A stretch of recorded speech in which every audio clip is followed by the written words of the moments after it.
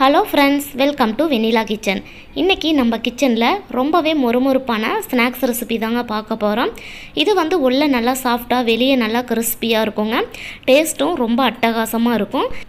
நம்ம வீட்டில் மீதமான சாதத்தை பயன்படுத்தி இது போல் நல்லா கிறிஸ்பியான ஸ்நாக்ஸ் நாம் பண்ணலாங்க.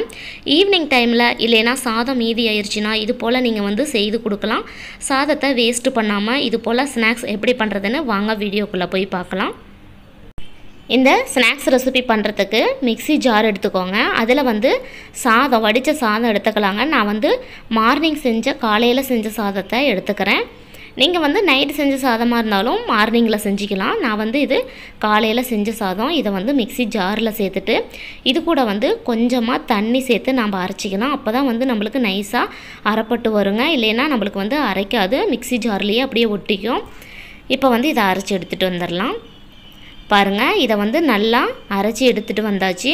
ரொம்ப நைஸாகவும் இல்லை, ரொம்ப கரகரப்பாகவும் இல்லை. பாருங்கள், இந்த பக்குவத்துக்கு நீங்கள் அரைச்சி எடுத்துகிட்டு வந்துடுங்க.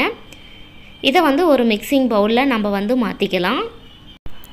மிக்சிங் பவுலில் சேர்த்த பிறகு இது கூட கட் பண்ணி வச்சுருக்கிற ஆனியனெல்லாம் உள்ளே சேர்த்துடலாம். மீடியம் சைஸில் 2 பெரிய வெங்காயத்தை கட் பண்ணிவிட்டு உள்ளே சேர்த்துக்கோங்க. 4லேருந்து 5 பச்சை மிளகாவை கட் பண்ணிக்கோங்க. ஒரு கைப்பிடி அளவுக்கு கொத்தமல்லி இலைகள், 2 கொத்து கருவேப்பிலையை பொடியாக கட் பண்ணிவிட்டு இது எல்லாத்தையும் நம்ம உள்ளே ஆட் பண்ணிக்கலாம். இது கூட தேவையான அளவு உப்பு சேர்த்துக்கோங்க. உப்பு சேர்த்த பிறகு கொஞ்சம் கொஞ்சமாக அரிசி மாவு சேர்த்துட்டு நம்ம நல்லா மிக்ஸ் பண்ணிக்கலாங்க. இது கையில் லைட்டாக ஒட்டி பிடிக்கும். அதனால் பிசு பிசுன்னு இருக்கிறதுனால இது போல் மாவு சேர்த்து நீங்கள் பிசையும் போது உங்களுக்கு கொஞ்சம் நல்லாயிருக்கும். அதுக்காக பைண்டிங்காக நீங்கள் கொஞ்சம் கொஞ்சமாக மாவு சேர்த்துட்டு இதை நல்லா மிக்ஸ் பண்ணிக்கோங்க. மாவு அளவு எதுவும் இல்லைங்க. உங்களுக்கு எந்த அளவுக்கு தேவையோ அதுக்கு தகுந்த மாதிரி நீங்கள் கொஞ்சம் கொஞ்சமாக ஆட் பண்ணி இது போல் நல்லா மிக்ஸ் பண்ணிக்கோங்க. சாதம் கொஞ்சம் ஸ்டிக்கியாக இருக்கிற மாதிரி தான் இருக்குங்க. அதனால் மாவு இடையில சேர்த்துட்டு இதை போல் நல்லா கலந்து விட்டுறலாம். இது போல் நம்ம எல்லா மாவையும் ஆட் பண்ணிவிட்டு மிக்ஸ் பண்ண பிறகு இது லைட்டாக பிசு பிசுப்பாக இருக்கிற மாதிரி தாங்க இருக்கும். நீங்கள் லைட்டாக கையில் எண்ணெய் இல்லைன்னா தண்ணி மிக்ஸ் பண்ணிவிட்டு நீங்கள் கொஞ்சம் கொஞ்சமாக எடுத்து நம்ம உருட்டி உள்ளே சேர்த்துடலாங்க.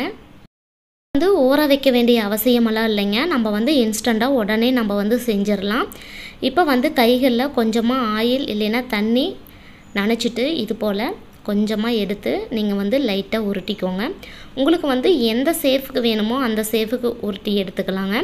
நான் இன்றைக்கி ஃபிங்கர் மாதிரி நான் பொரித்து எடுக்க போகிறேன். அதுதான் ரொம்ப கிறிஸ்பியாகவும் குட்டீஸ் எல்லாம் நல்லா விரும்பி சாப்பிடுவாங்க. அதனால் ஃபிங்கர் டைப்பில் நான் உருட்டி எடுத்துக்கிறேங்க.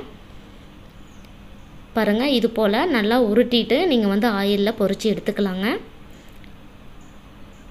பாருங்கள், ஒவ்வொன்றா உள்ளே சேர்த்துடலாம். நம்ம எல்லாத்தையும் நல்லா உருட்டி ஒரு பிளேட்டில் வச்சுட்டு இது போல் ஆயில் நல்லா ஹீட் ஆன பிறகு ஒவ்வொன்றா உள்ளே சேர்த்துக்கோங்க. ஏன்னா டக்கு டக்குன்னு நமக்கு உடனே உருட்டி உங்களுக்கு செய்ய முடியாதுங்கிறதுனால நான் இந்த டிப் உங்களுக்கு சொல்கிறேன்.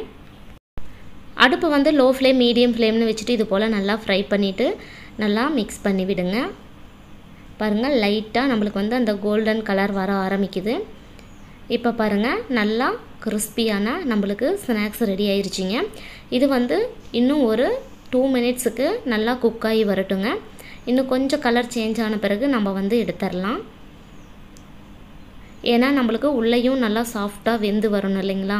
பாருங்கள், நல்லா கிறிஸ்பியாக நம்மளுக்கு வெந்துருச்சு. இதை நம்ம எடுத்து சர்வ் பண்ணிடலாம்.